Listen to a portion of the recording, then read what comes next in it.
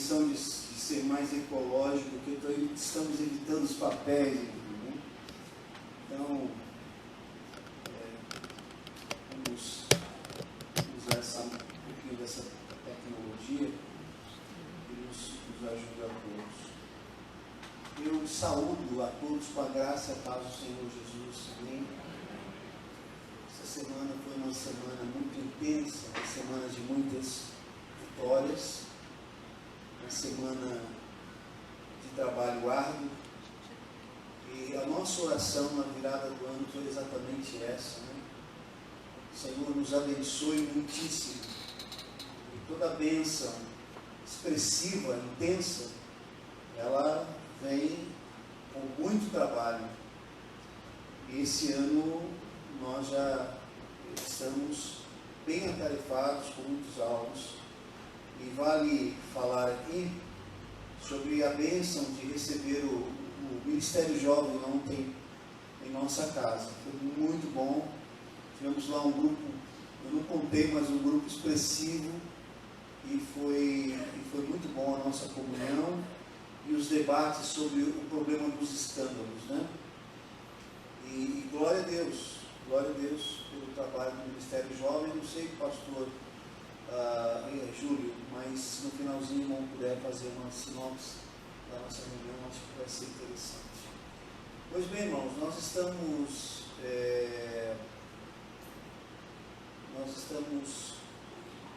continuamos com a exposição do Evangelho de Marcos, e eu gostaria de convidar os irmãos a abrirem as suas Bíblias no texto de Marcos, capítulo 8, a partir do versículo 31, e nós vamos ler um pouquinho, um versículo apenas do capítulo 9.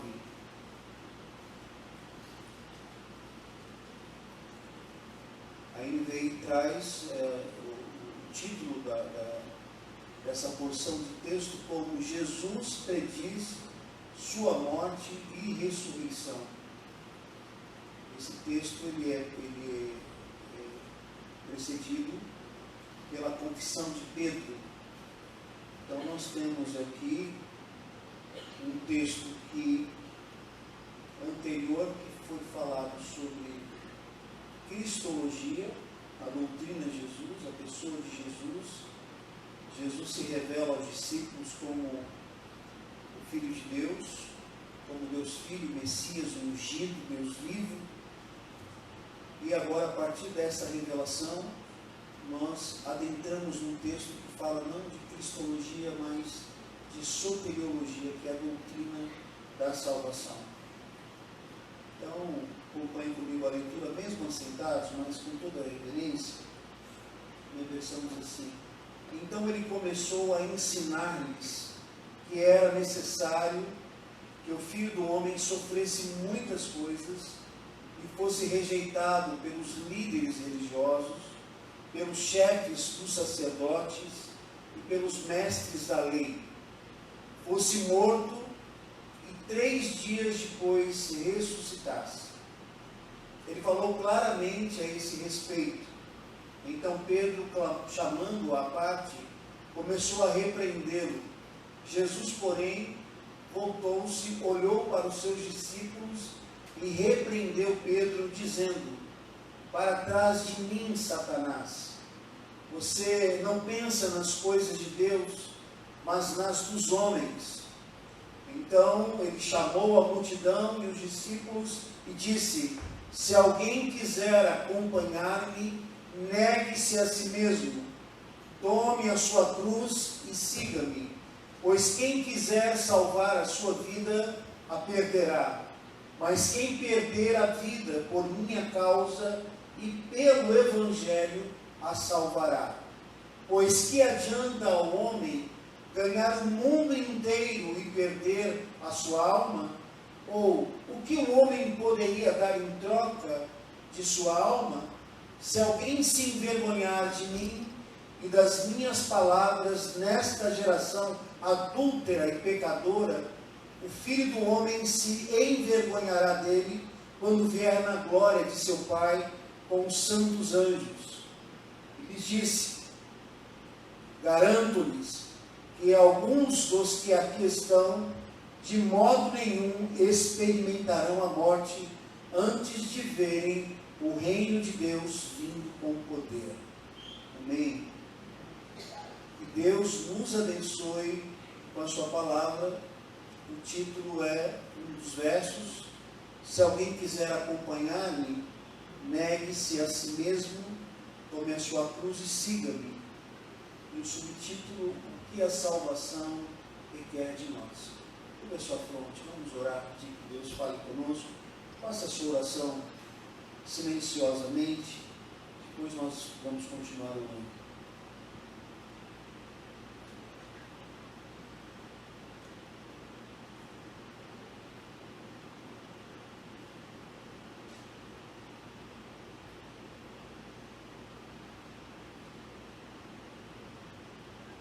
Pai de amor e de imensa bondade, nós te damos graças, ó Deus, pela bênção de estarmos diante de Ti, aqui na igreja, em oração, e é no intermédio do nome de Jesus que nós ousamos nos colocar aqui em Tua presença, Deus.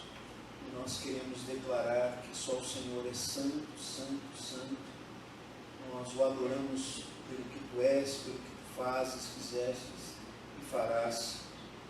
Nós te louvamos, ó Deus, pelo Teu grande amor por nós, demonstrado na cruz do Calvário, quando o Senhor ofereceu Teu Filho único, ó Deus, para morrer, para cumprir as nossas transgressões. Nós te louvamos, ó Deus, pela igreja, a igreja de Jesus, que fazemos parte dela, a igreja invisível que só o Senhor enxerga, Deus. Nós te louvamos pela vida em Cristo, pela família, porque estamos aqui certamente trazidos pelo Senhor. Ó Deus, louvado e exaltado seja o Teu santo nome. Graças nós te damos pelo pão nosso de cada dia, que é a Tua palavra, Deus, que alimenta a nossa alma, o nosso espírito, que nos nutre, ó Deus, que fortalece a nossa imunidade, que nos transforma. Nós te louvamos pela Tua palavra, o livre acesso que temos a ela. Senhor da glória, tenha compaixão de nós, tenha misericórdia de nós, perdoe os nossos pecados cometidos por palavras, pensamento, obras, ó Deus, por omissão. Tenha compaixão, Deus, nos cubra com Teu sangue, nos perdoe, nos purifique. Nesta hora nós clamamos para que o Senhor ilumine a nossa mente, o nosso coração, para que o Teu Espírito, ó Deus, revele a nós a Tua vontade, a Tua palavra, que nós saímos aqui fortalecidos, ó Deus, pela manifestação da Tua graça e do Teu poder. Repreenda toda obra maligna, seja ela espiritual ou humana. Repreenda o que não vem de Ti, que as nossas mentes estejam cativas à Tua palavra. Estejamos aqui, ó Deus, inteiros e completos, ó Deus, voltados para a Tua fala, para o Teu ensino. Nós oramos agradecidos em nome de Jesus. Amém. Amém. Um momento precioso na vida do cristão é o momento em que ele cultua e adora Deus. O momento que ele está em culto de adoração, ainda que a nossa vida continuamente ela é um culto a Deus. E a bênção que nós temos, temos a Bíblia, ou impressa, ou digital, nós temos a palavra de Deus diante de nós, e isso é muito bom. Pois bem, separa o título. Se alguém quiser acompanhar-me, seguir-me, negue-se a si mesmo, tome a sua própria cruz e siga-me. Então nós temos aqui um dos temas da salvação, que é seguir a Jesus. Então, quando nós compreendemos a vontade de Deus, quando nós conhecemos Deus e a sua vontade, nós percebemos a sua convocação. Ainda que exista, e é verdadeira a doutrina da soberania de Deus, onde Deus está no governo de todas as coisas, e os nossos nomes foram escritos no livro da vida, e dessa perspectiva espiritual, Deus nos revela em Efésios em Romanos e outros textos, nós aprendemos que isso não exclui a responsabilidade humana de decisão, de resolução. A decisão onde conta com a sua pessoalidade, com a sua volição, isto é, vontade. Você toma uma decisão, Deus honra a sua decisão, e ainda que você mesmo, apesar da sua decisão, não consiga executá-la, então o fato de você ter resolvido essa questão diante de Deus, Deus, Ele o conduz ao cumprimento dessas decisões. Nós estamos aqui, aparentemente, numa comunhão íntima com os discípulos. Mesmo no texto, Jesus vai chamar a multidão a posteriori, mas neste momento, Jesus começa a adicionar novos conteúdos aos seus ensinos. E esses conteúdos têm como objetivo corrigir, apresentar-lhes a compreensão adequada dos discípulos com relação ao Messias, ao ungido. E ele é melhor compreendido, então, a partir do momento em que Jesus fala e revela o plano de Deus para a vida dele. Em seguida, Deus vai revelar o plano dele para a vida dos discípulos. Então, nós temos essa confissão dos discípulos, encabeçada por Pedro no texto anterior: Tu és o Cristo, Filho de Deus vivo. E agora nós temos uma postura meio que inadequada de Pedro, quando tenta obstar o plano de Deus, o plano de Jesus, pensando nas questões humanas. Ainda o Senhor Jesus continua usando o termo Filho do Homem, quando fala de si mesmo. Não usa o pronome pessoal, mas ele fala o Filho do Homem, mostrando claramente, fundamentado em Daniel, penso que no capítulo 7, versículo 13, e aí então ele vai falar nesse Filho do Homem, e enfatiza o Filho do Homem justamente porque fazia parte da obra de Jesus, a sua paixão, que é uma necessidade dentro do plano de Deus, incompreensível aos homens, haja vista que eles pensavam que o reino de Jesus era eminentemente humano. Mas a sua paixão está fundamentada na vontade de Deus expresso nas Escrituras. Há um tempo atrás surgem algumas ondas teológicas de que aqueles romanos violentos mataram a Jesus.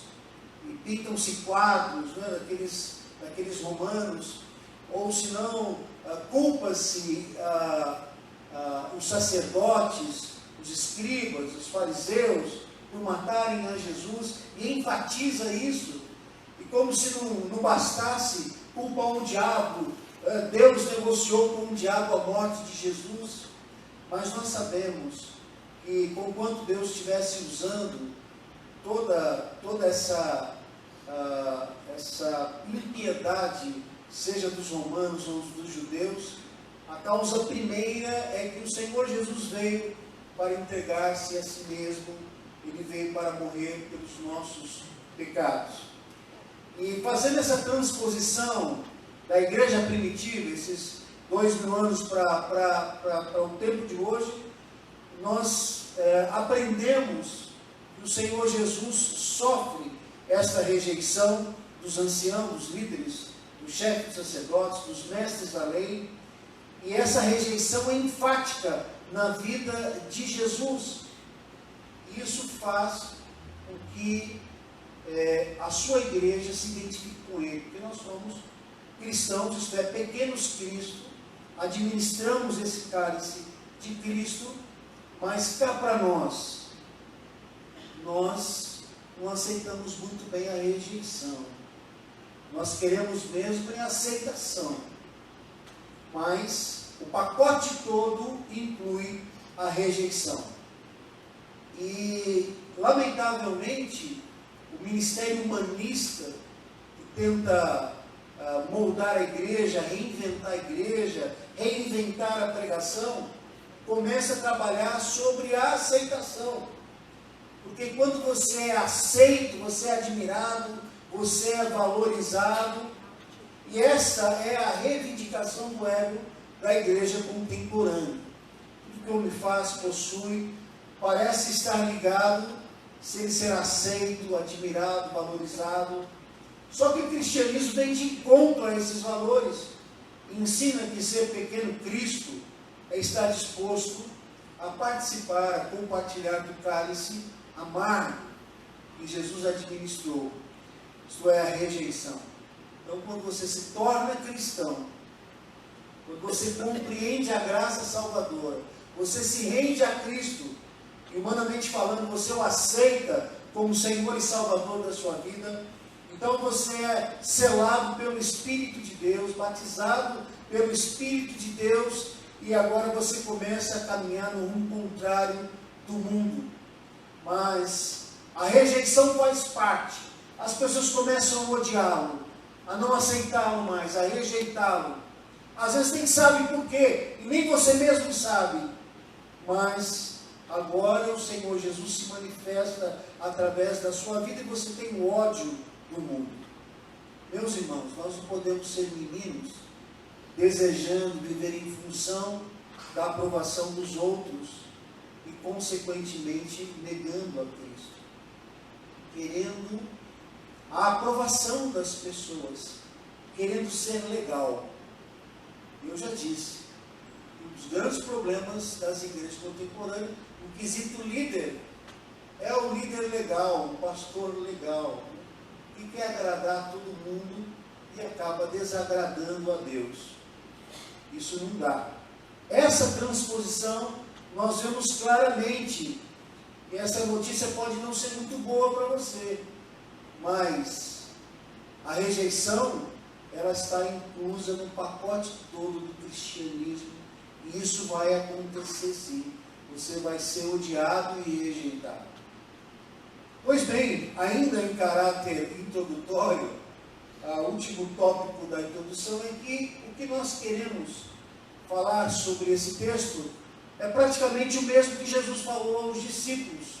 Da mesma forma que Jesus instruiu os discípulos acerca do seu plano redentor, eu creio que o Espírito de Deus também quer nos ensinar sobre o que a salvação requer de nós.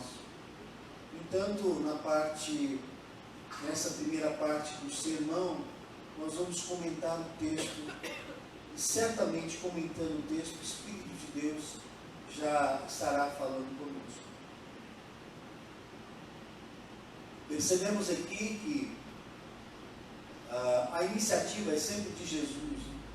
O texto diz que ele começa a ensinar-lhes que é necessário que o Filho do Homem sofresse muitas coisas, fosse rejeitado pelos líderes religiosos, pelos chefes dos sacerdotes, pelos mestres da lei, fosse morto e 3 dias depois ressuscitasse. Esse primeiro versículo não há como separar essa fala de Jesus.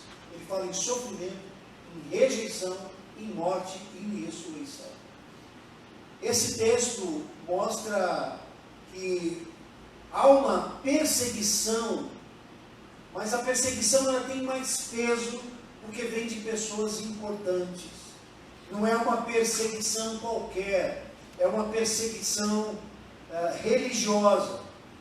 E a fala de Jesus inclui esse trajeto que culmina na morte, e não foi uma morte de um mártir que se recusa a renunciar às suas convicções. Não foi nada disso. Essa morte é o plano de Deus, que é o plano necessário para que a salvação esteja ao nosso alcance. Ele diz, na linguagem original, Jesus Filho do Homem, não se refere a si mesmo, mas fala de si mesmo, deve morrer. E esta está baseado na necessidade soberana de Deus. Então, o texto é claro, e isso faz parte da nossa vida. Você vai sofrer, você será rejeitado, você vai morrer e vai ressuscitar. Não só no sentido físico, é possível que muitos de nós não veremos a morte, mas seremos arrebatados. Mas o sentido espiritual é exatamente isso que acontece, nós administrando o mesmo cálice de Cristo. E o texto vai falar que Jesus falou claramente a eles. Claramente a eles. E essa fala clara de Jesus é porque ele abre os entendimentos. Agora, o Senhor Jesus não fica tratando com parábolas, falando com enigmas, mas ele fala abertamente o seu plano, o plano que Deus tem, o Deus Pai tem para o Deus Filho, o Filho do Homem.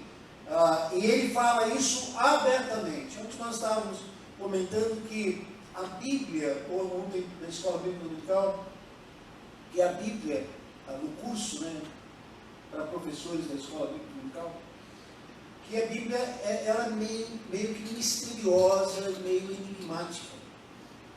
Você não entende no primeiro momento.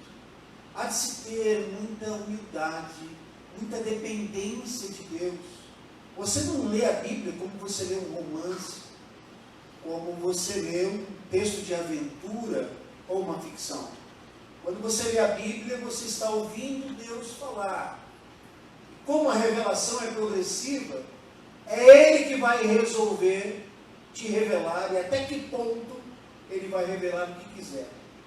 Por isso, ontem nós fizemos a definição de teologia, e teologia não é estudar Deus, porque ninguém consegue estudar Deus. Nós estudamos a revelação de Deus. Isso é teologia. Estudo da revelação de Deus e a forma pela qual Ele se revela a cada um de nós. Mas o texto fala assim, agora Jesus falou claramente o seu propósito.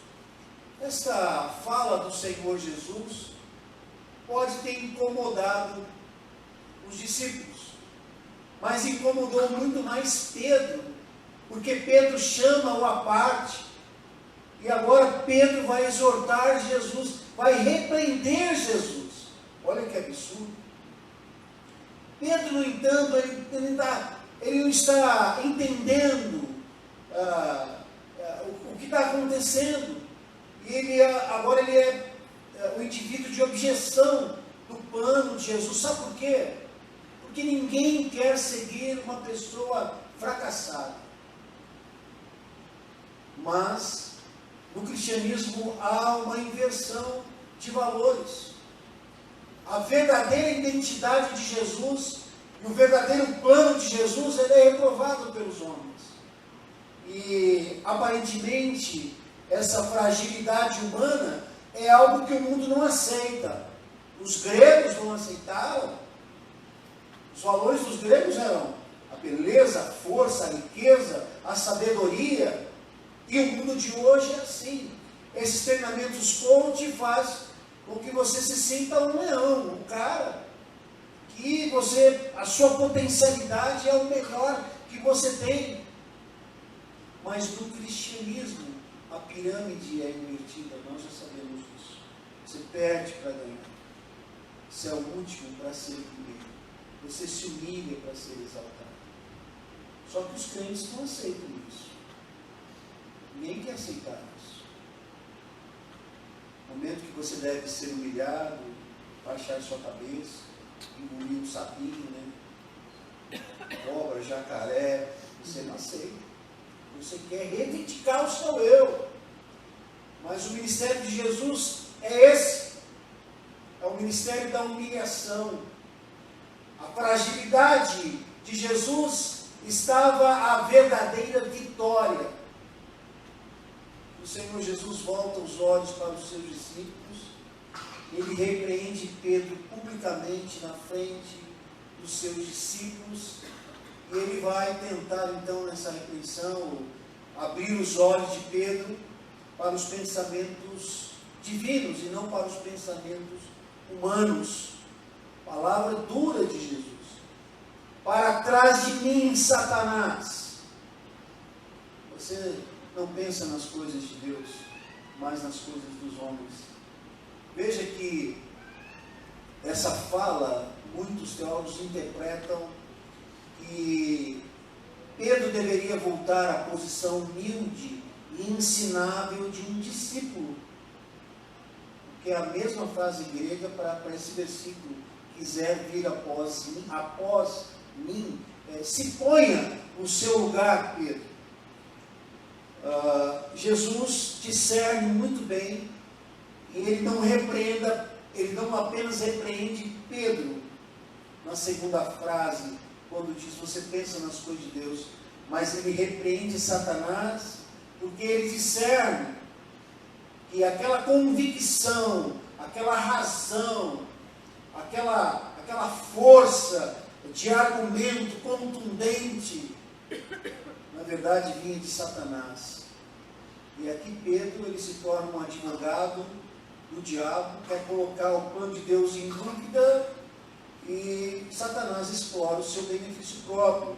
Satanás tenta dissuadir Jesus do seu plano. Isso aconteceu lá na tentação, né? Se prostrado me adorares, se você negar esse plano de cruz, essas coisas todas.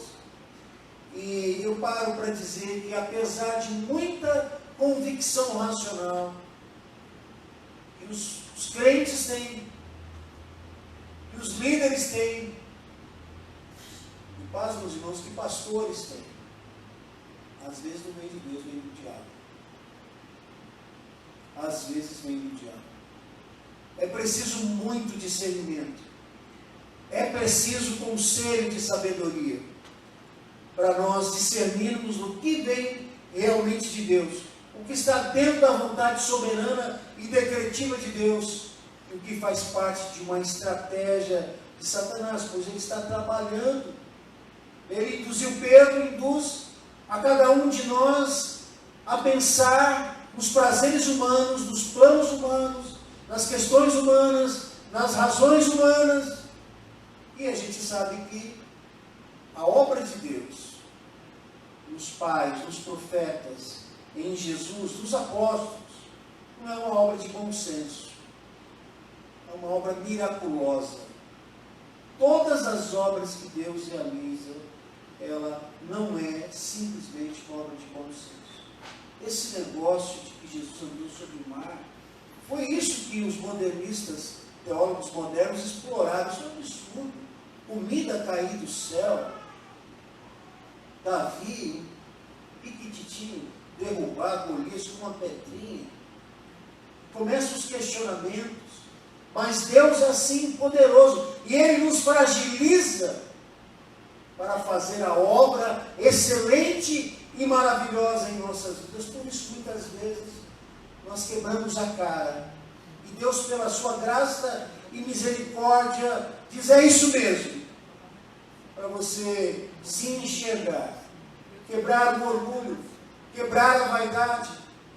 E às vezes nós deparamos com a nossa mediocridade, com a nossa limitação, e aí Deus fala assim: agora você está no ponto.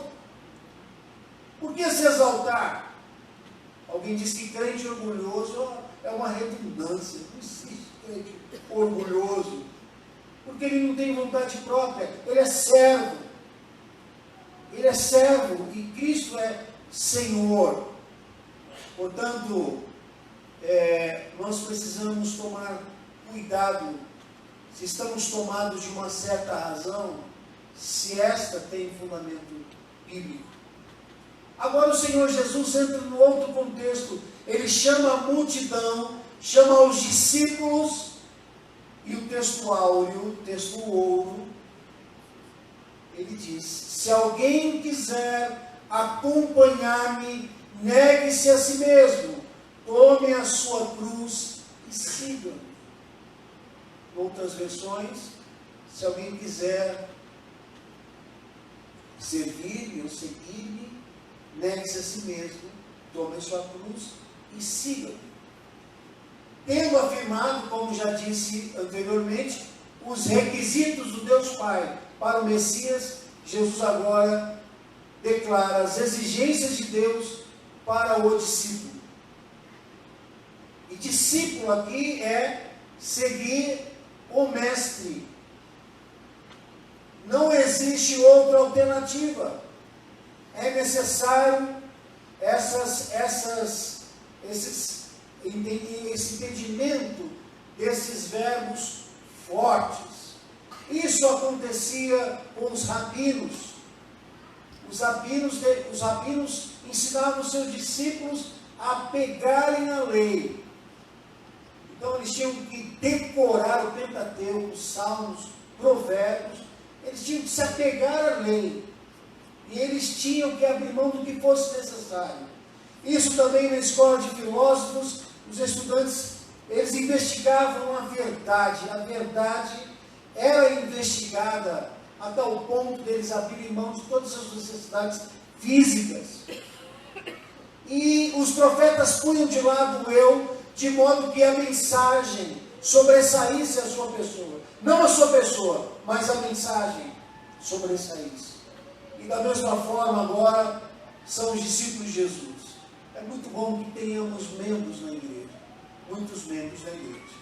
Para quem não sabe, em algumas assembleias atrás, nós desligamos 112 pessoas. Porque estão arrolados no membro da igreja, mas não são discípulos. E lamentavelmente a igreja tem membros, mas não tem discípulos.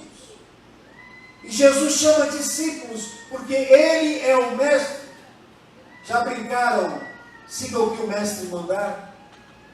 Já brincaram disso? Quantos já brincaram disso? Eu lá no Ibirapuera, eu, a Fernandinha, o Estevam e o Jonatas, a gente revezava, né? Faça tudo que o mestre mandar, né? E andava, caminhava, ficava na árvore, era uma farra, né? Mas essa é uma verdade dentro do nosso cristianismo. E ele baseia as 3 verdades claras, que é, primeiro, negar a si mesmo. Negar a si mesmo significa deixar de aproveitar as coisas boas desse mundo, né? Mas negar-se a si mesmo é você entender que a vida espiritual está adiante, acima da vida humana. Desfrutar da vida humana, física, é legítimo, mas nós precisamos negar o nosso eu para dar prioridade ao reino de Deus e à sua justiça. Então, hoje, os homens vivem em busca de cumprir com seus apetites. Eu quero uma TV de 50 polegadas, eu quero jantar, eu quero tal hamburgueria, eu quero viajar para tal lugar. Só que essas vontades sobressaem. Quantas pessoas chegaram aqui nessa igreja, desempregadas, com determinadas necessidades, e Deus abençoou, Deus concedeu bens, e agora não tem tempo mais para servir a Deus.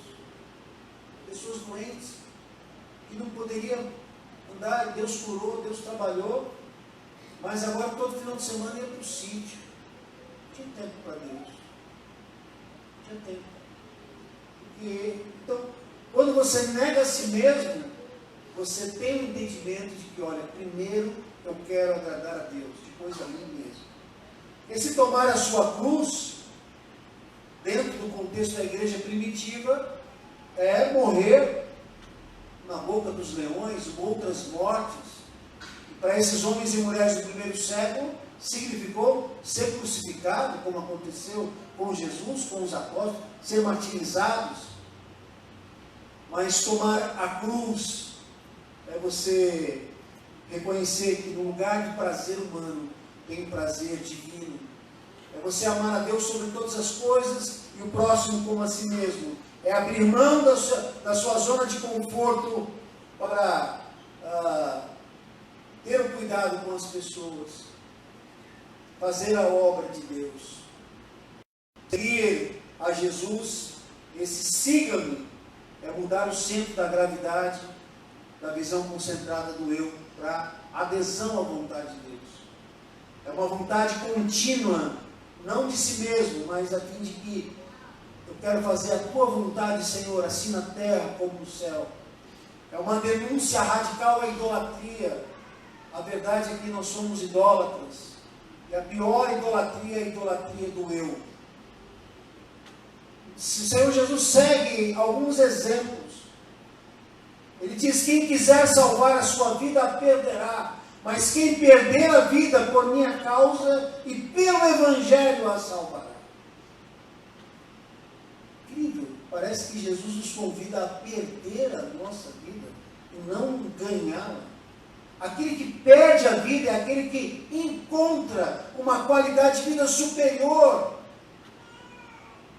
Certamente, desde que a sua motivação seja Jesus, seja o Evangelho, porque muitos abrem mão da sua vida para servir a si mesmo e para se gloriar por aquilo que faz, mas não é isso. É perder a sua vida para a glória de Deus. Alguns exemplos como: se você quer ganhar a sua vida, você vai perder, e há um conflito entre ganhar e perder. Irmãos, os nossos conceitos estão equivocados. O que você pensa que vai ganhar, você acaba não ganhando, perdendo. E quando você pensa que será uma perda, na verdade é um grande investimento para você ganhar. Ele continua dizendo: não adianta ganhar o mundo inteiro e perder a sua alma. Você poderia trocar conquistando aí pela sua alma? Alma aqui não é a psique, a mente, mas alma é traduzido como a vida, a própria vida. E os crentes das igrejas contemporâneas estão ganhando o mundo, investindo no mundo, correndo de um lado para o outro, querendo coisas, querendo prazer, cumprindo apetites.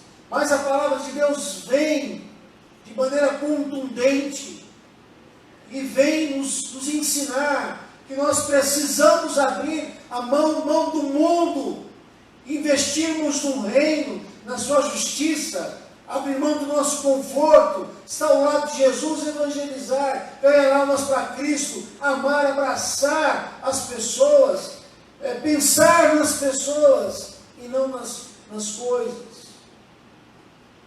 Outro assunto que Deus traz no bojo da sua fala é que se alguém se envergonhar de mim e das minhas palavras, algo inseparável, Jesus é a sua palavra, porque Ele é a própria palavra de Deus, Ele é o Verbo.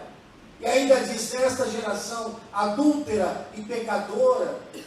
Esse adultério diz respeito à sexualidade fora do casamento, mas adúltero diz respeito à mesma prática do povo de Israel.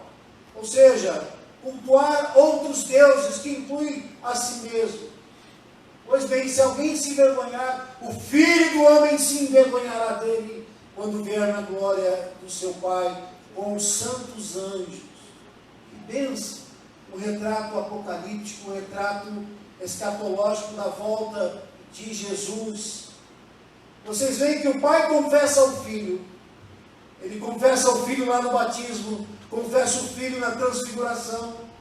Da mesma forma, o Filho vai ou não confessá-lo diante do Pai e diante dos anjos. Quantas pessoas se envergonham de Jesus? Quantas pessoas escondem a Bíblia? Quantas pessoas não dizem que é cristão? Quantas pessoas não dizem que é pastor, que é um servo de Deus? Quantas pessoas não abrem mão do pecado, por vergonha, não abrem mão da rodinha, do contexto? O Senhor Jesus conclui a sua fala nessa perícope, dizendo: garanto-lhes que alguns dos que aqui estão, de modo nenhum experimentarão a morte, antes de verem o reino de Deus vindo com poder. É possível que ele tenha falado da transfiguração para alguns discípulos, mas é possível também que ele tenha falado de Jesus glorificado após a sua ressurreição. Meus queridos irmãos, esse é um texto lindíssimo sobre o plano redentor de Deus. e sobre o que a salvação requer de nós. Eu fecho nesse comentário da palavra conclusiva de que Deus não chama membros, mas discípulos. Se você quer realmente seguir a Cristo, não há outra forma. Precisamos pagar o preço, negar a si mesmo, tomar a cruz e seguir Jesus. Essa resolução é importante. No entanto, ela só dará cabo com a ajuda do Espírito de Deus. Mas a sua decisão é muito importante. Toda a sua fronte, fecha teus olhos. Eu quero orar por você. Você realmente tem negado a si mesmo? Você realmente está disposto a tomar a cruz, identificando-se como um cristão, um pequeno Cristo? Você realmente está disposto a seguir Jesus? Você sabe o que isso significa? Isso é muito sério. É importante que você reafirme isso para Deus agora. Que você se conserte com Deus agora. Que você peça perdão pelos seus pecados. Senhor da glória, louvado e exaltado seja o teu santo e bendito nome. Nós te louvamos pela tua palavra que nos constrange. Tenha misericórdia de nós, tenha misericórdia da tua igreja. Ó Deus amado, porque quantas vezes, ó Deus, nós temos optado pelo mundo ao invés de glorificar o teu nome em nossas ações. Senhor, perdoe os nossos pecados. Nós queremos de uma vez por todas, nesta manhã, confirmar que desejamos segui-lo. Ajuda-nos, Senhor Deus, a negar a nós mesmos os nossos prazeres, os nossos apetites. Ajuda-nos, ó Deus, a tomarmos a nossa cruz e confessar Jesus diante dos homens, diante de todas as circunstâncias. Ajuda-nos a segui-lo, ó Deus, olhar para o alvo que é Jesus. Senhor amado, que ninguém se perca, mas que permaneçamos em tua presença. Ó Deus, ajuda-nos a amá-lo sobre todas as coisas e ao próximo como a si mesmo. Faça um concerto com o teu povo nesta manhã, ó Deus, e confirme cada nome aqui, escrito no livro da vida. E se alguém em nosso meio, ó Deus, ainda não se rendeu aos teus pés, não foi alcançado pela graça, que nesta manhã confesse e aceite Jesus como seu único e suficiente Salvador. Nós oramos agradecidos em nome de Jesus. Amém. Deus os abençoe.